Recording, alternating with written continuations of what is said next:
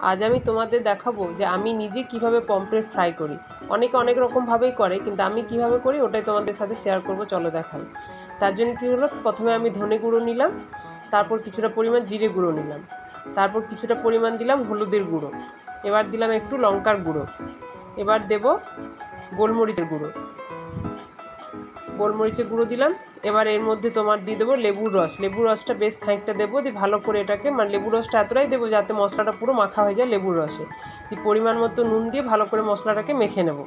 দিয়ে পমফ্রেটগুলোকে ভালো করে ধুয়ে পরিষ্কার করে মাঝখানগুলো একটা ছুরির সাহায্যে কেটে নিতে হবে। কেটে ভালো করে মশলাটা ওই কাটা অংশগুলোর মধ্যে ঢোকাতে হবে, আর মাথা যেখানে ফাঁকাটা ওখানেও ঢুকিয়ে ভালো করে মশলাটাতে কোট করতে হবে।